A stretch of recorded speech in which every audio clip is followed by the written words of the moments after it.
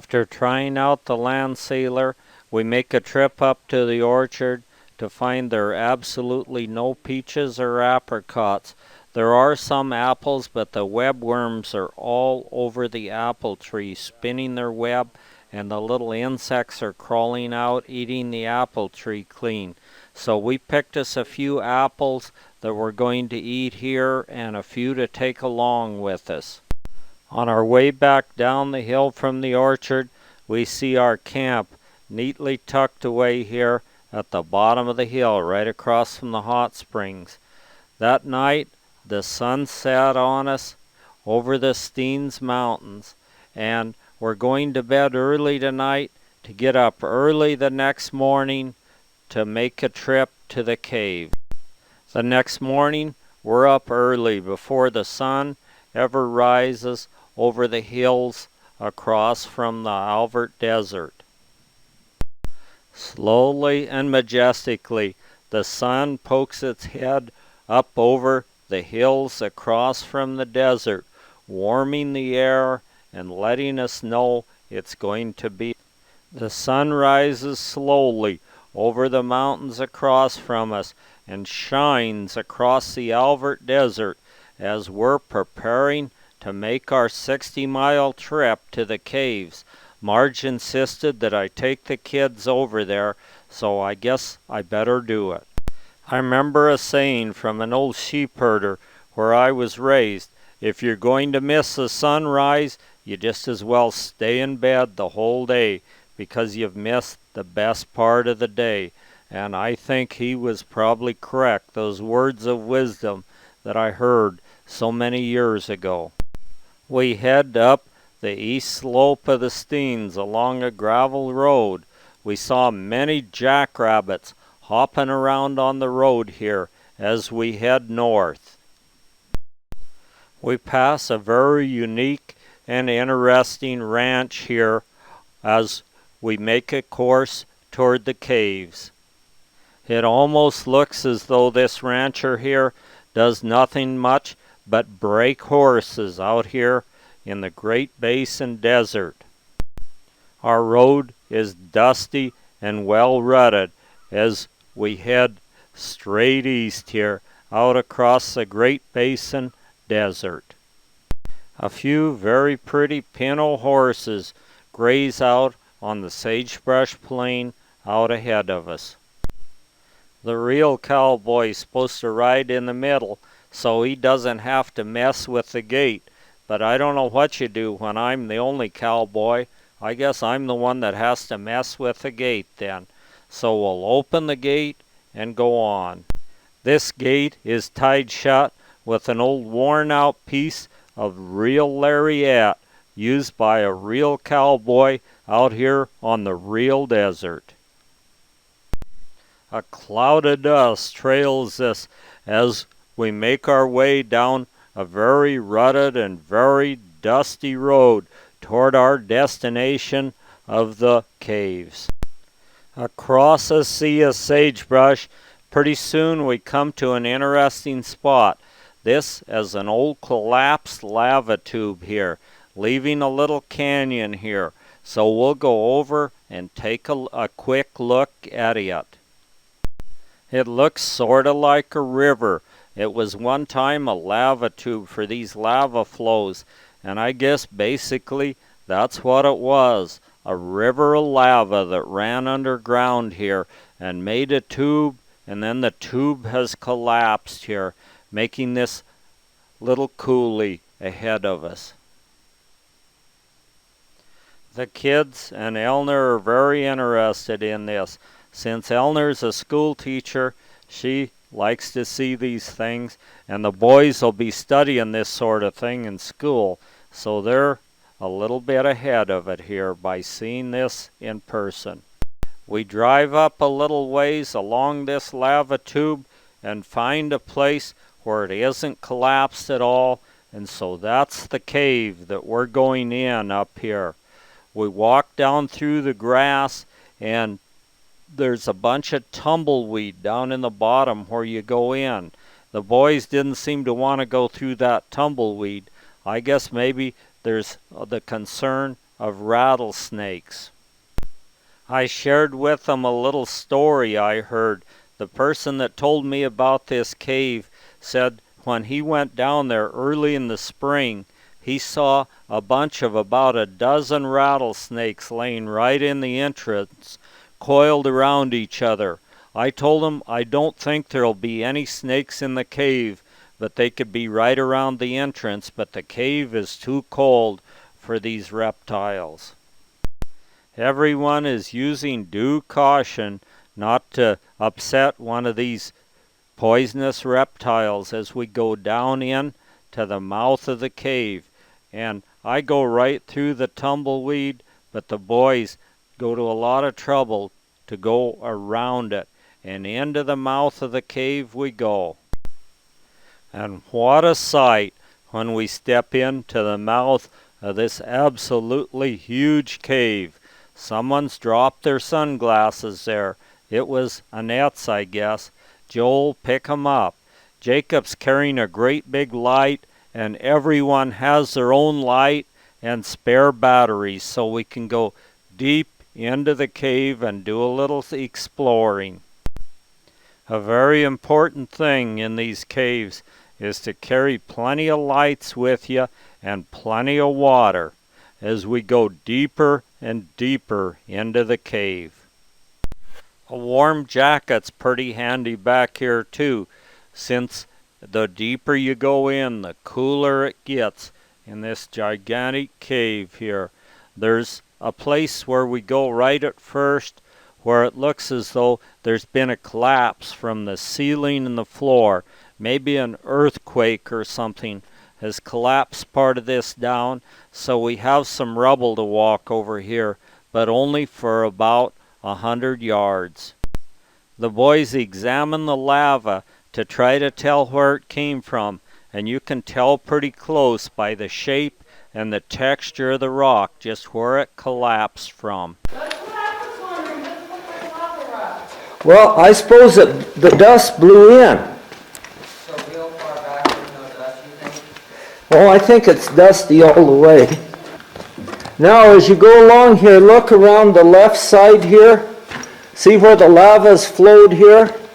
Yeah. Look at here. See where it's flowed? It's less forever. It's just like the moon.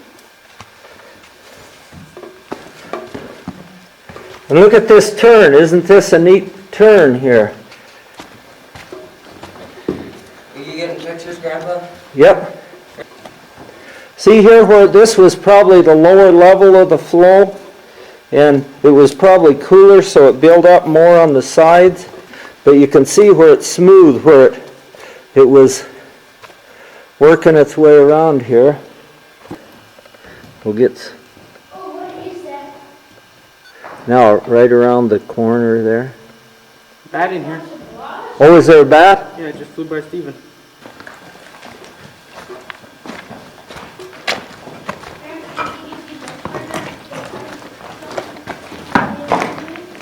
What? Well, I expect.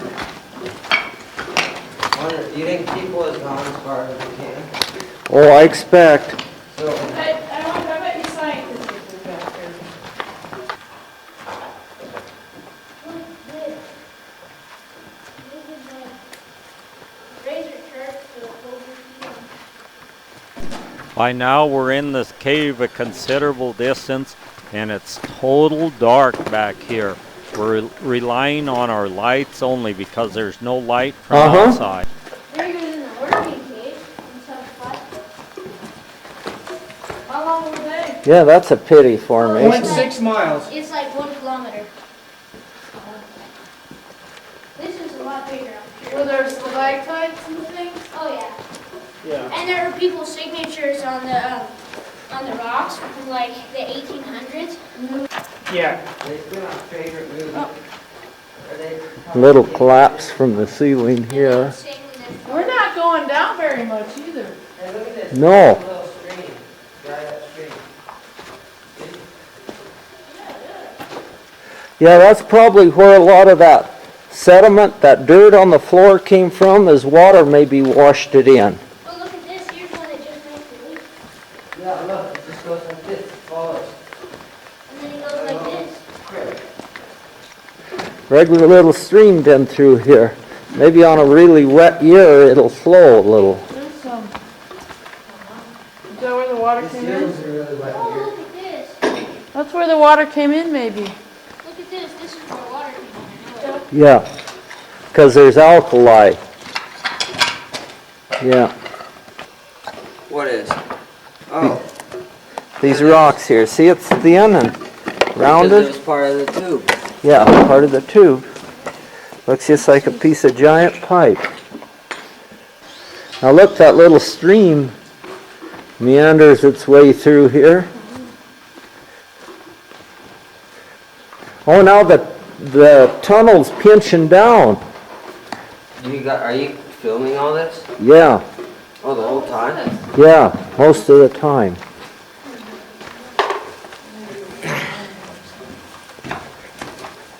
Well, I don't even need to do And much, many do I? a creepy movie was No. started. 6 people walking into the cave.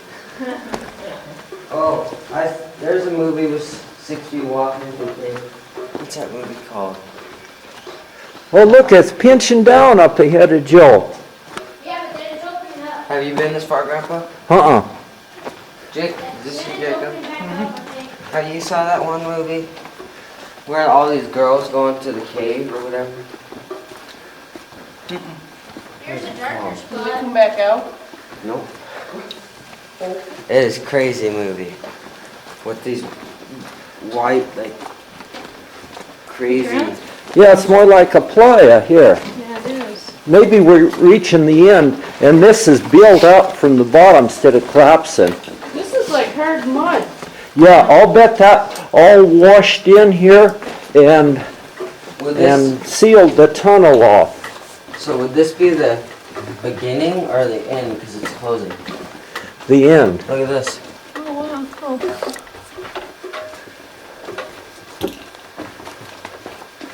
Don't bump your head. That's a piece Somebody starting to came through fall here and down. textured it. Yeah, isn't that a neat texture? That you could have done that to your wall. Well, my walls look like that. That was the problem. Where's Joe? Got the Oh. cave register. Hey, it's got money in it too. What is it? It's a jug full of money that says cave register.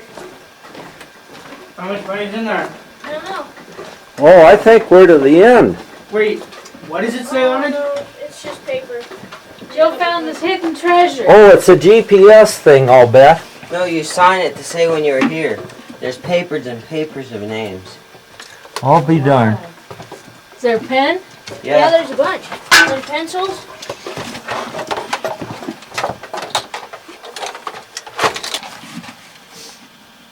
Oh, dude, I have your dad's business card. And it's got his My, his email on it. my dad? Yeah, your dad. He has a business card? I didn't even know he had a business card. Well, but he didn't come, so you can't put him in. You have my business card. I'm looking for it. Okay. 95. Wow. Grasties?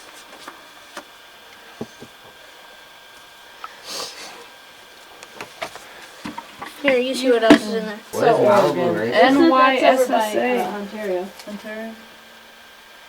It's through there. Oh, No. somebody wrote stuff.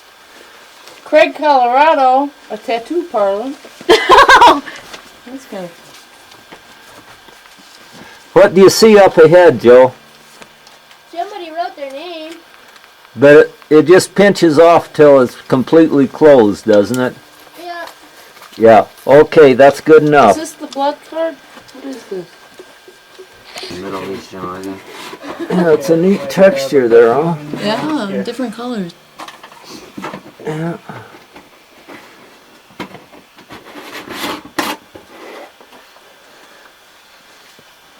This is just like a playa One of your here. tag red. Hidden treasure. Here, somebody lost their water bottle though. Joe, is Oh, this? yeah. Could you carry it, please? Could you carry She's it to already me, got hers, please? Joe. Carry it to me then. Yeah, okay. Bills in there. I saw. Yeah, saw Steve was bills like, in there. oh, there's money in it.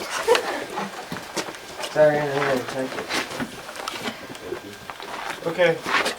You leave anything? I think we got everything, didn't we? I think so. Okay.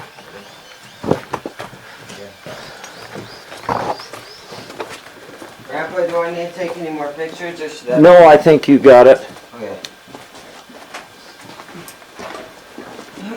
I don't even think I need to take cameras. I checked it.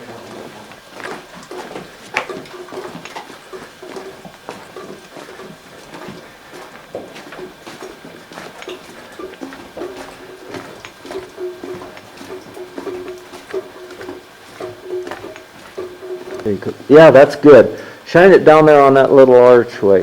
Yeah, right in the tunnel. There.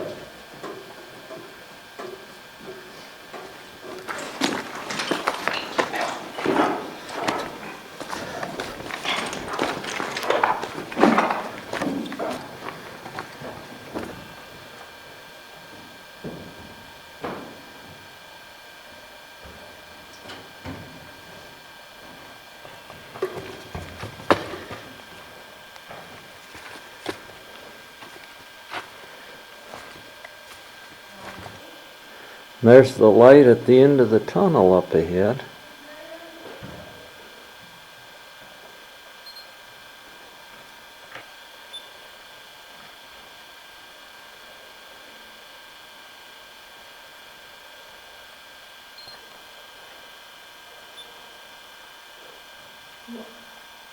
Okay, now maybe you could rotate it a little. There. Give another effect. Starting. Lava stalactites, I think, aren't they? They look like mineral deposits to me. Oh. There's sure a jillion of them, whatever they are. Each one of those little nubs takes like 50 years to grow like that. Yeah. Really? If they're mineral, regular stalactites, those took like 50 years. Well, those with the light turned out. Here.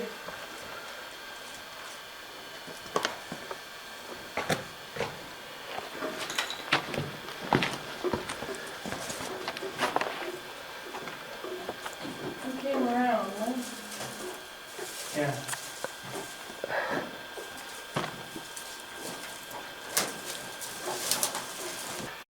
As soon as we step out, we can feel what a really hot day it is out here.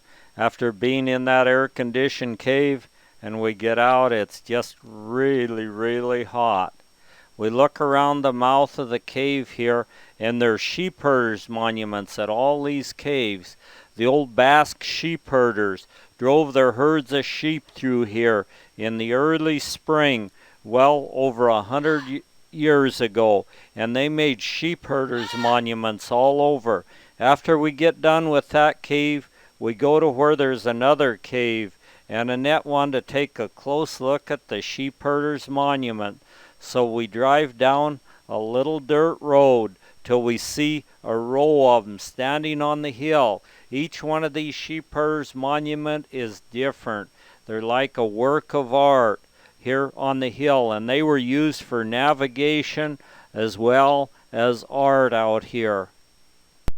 Below these sheep herders' monuments, we find another cave, but this is a very small cave, and it looks like the sheep herders have built a little fence around it, and there's plenty of room. They could have crawled in there and been plenty comfortable at night while they watched their flocks.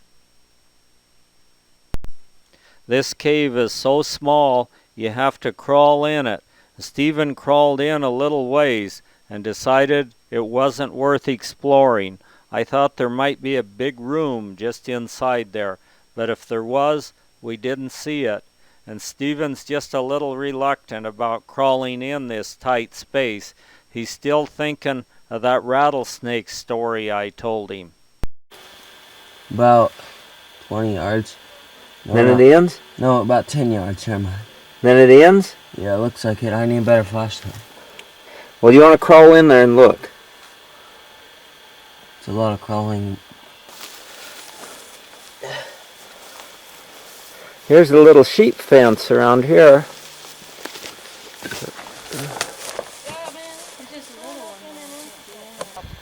We examine these sheep herders monuments here from all angles. This is a very, very special place, and these are very special sheep herders monuments.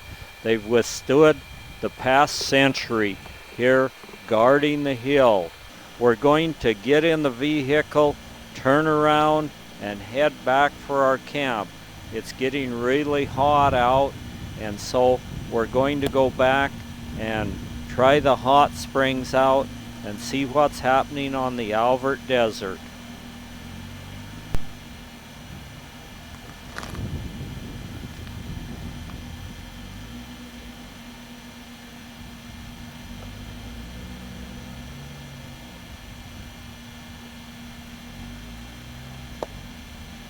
I steer us carefully along the rutted, dusty road as we head back toward the Alvord Desert while I'm eating an apple from the orchard on the Alvord Desert. The rest of the group sat in the back seat watching for wild horses and watching the desert go by them as we head out. We know there are wild horses here. We've seen many stallion piles on the road, but we don't know where the water is, so that might have a bearing on where the wild horses are. Looks as though Stephen is all caved out by now. On the bumpy road back, he's just sleeping. There are plenty of would-be photographers ready to catch any pose. One of the excellent photographers forgot to remove the lens cap. Mile after mile, we carefully picked our way along a very rough and rutted road covered with dust. I'm sure glad it didn't come one of those quick little rainstorms out here, a thunderstorm, or we would have had to have spent the rest of the summer there, I guess, till it dried out anyway. But it dries out in a hurry here. So what? There's a little bit of dust. At least that keeps the masses of tourists away, and very few people ever wander back here through these rutty roads covered with dust, so that's just perfect for us. That's the thing we enjoy. Mile after mile, the dust billows skyward as we head out. By now the sun is straight above us about noon, and it's getting plenty warm out here as we head on out toward the paved road, through the gate again, then on to the main pavement, and then we'll leave the pavement shortly, back on to the east slope of the Steens Mountains Road, and back to the Alvord Desert where our camp is. Since we're going past there anyway, we decide to pull in Man Lake and see this nice little group of white pelicans standing here so dignified like, preening a little bit on the shore of Man Lake. A little bull stands here with an old blue heron behind him. It's getting plain hot out, so we go up Pike Creek to take a look at the scenery and also to get in the cold water of Pike Creek right near the Alvord Desert where we're camped. There's a tree growing right out of a rock, a juniper tree, and it looks like it's been here for a plain long time. As we look around, we see a little quail nest hid here behind some rocks in some grass. Looks like a nice bunch of little quail eggs that are going to hatch. So we'll stand back so we don't bother the quail nest and look around some more. Some of the mountains peaks from the Steens Mountains stand above it. In the creek, we see some of the Lahontan cutthroat trout, and these are the original stock, sort of an endangered species. They're sitting here waiting for a bug to drift by. These are part of what was once millions of these fish that lived in the Alvord Desert area when it was a lake 800 feet deep, but now there are just a few of these left in a few spots. The ones we were catching up at Wild Horse Lake, we think are probably hybrid, so they'll grow faster. But this is the original stock right down here in Pike Creek. Pike Creek originates from some of the springs of glacier melting up on the Steens, and then it trickles down here and flows out into the Alvord Desert, where it is consumed by the desert. Some sunflowers are blooming nicely around the edge of Pike Creek. I'm fascinated by this old juniper growing out of the crack in the rocks. It looks as though it's even spreading the crack in the rock a little. The kids are playing a little bit, cooling off here in Pike Creek. A tent caterpillar is taking over a chokecherry. Found some really nice chokecherries here. Here, try one, Joe. Try another. How was it? Look pretty good? Have another. It makes my mouth dry. Try another. You need a little water? Joe? Okay. Now, put it in your mouth.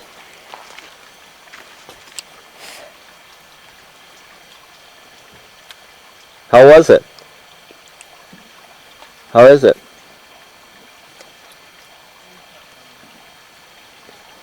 How was it? How was it, Stephen? It's really watery.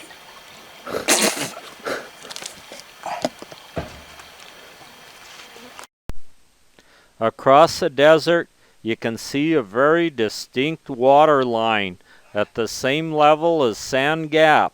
This was when the big lake was here, and it broke through Sand Gap, and apparently the water level sat there for a long period of time, right at the late Ice Age. We walk across the road from our camp to the Alvord Hot Springs. Somebody shut the water off, so it's kind of cool in there, and it feels pretty good, regardless of how hot it is out there. The water is piped down through these old irrigation pipes, so you can just shut the water off and let it air cool as the sun sets over the Alvord Desert. And like magic, we sit in the hot springs and watch the moon as it slowly creeps its way up across the Great Basin here, lighting the Alvord Desert almost as if it were daylight. It looks like it's a full moon now, and really a nice one. A few coyotes are catching up on their howling skills here under a full moon over the Great Basin Desert. We stay up quite late just to watch the moon climb its way skyward over the Alvord Desert. Every coyote in the area is singing his desert song under a full moon, and I don't know what those songs mean. Maybe it's a honey. Maybe they're saying, Wiley, there I saw a big fat rabbit up by the hot springs, and old Scarface, if you take the right ridge, I'll take the left ridge, and we'll see if we can cut him off at the path. And Shaggy, you come up the middle. The next morning, early, we get up and go down to Carl's. His roof's leaking, and he needs a hand fixing it. So we'll go down and see what we can do about it. Carl's the only full-time resident right here on the desert, and he's miles from the nearest neighbor and has no telephone. He's going to be 90 years old in about a month, and he needs a hand fixing this. His knee's a little bit bad now, so he can't climb up on the roof right now till he gets that knee fixed. So we have some boys here that are volunteering to do it. They roll out the roofing and nail it down for Carl.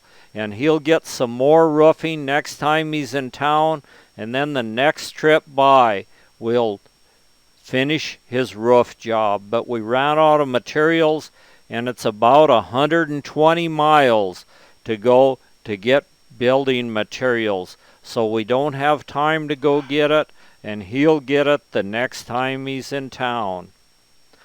The boys nail on the roofing, trying to get it done before it's too hot. The next morning, just as the sun starts to come up, it's time for us to start packing our tent and gear up and heading for home. We've had a great time over here in the Steens mountain country, and it's time now to leave it. We set the motion detector camera up one night, and so before we leave we have to go get it and see what we got on it. And we got an old badger coming in for the jackrabbit bait.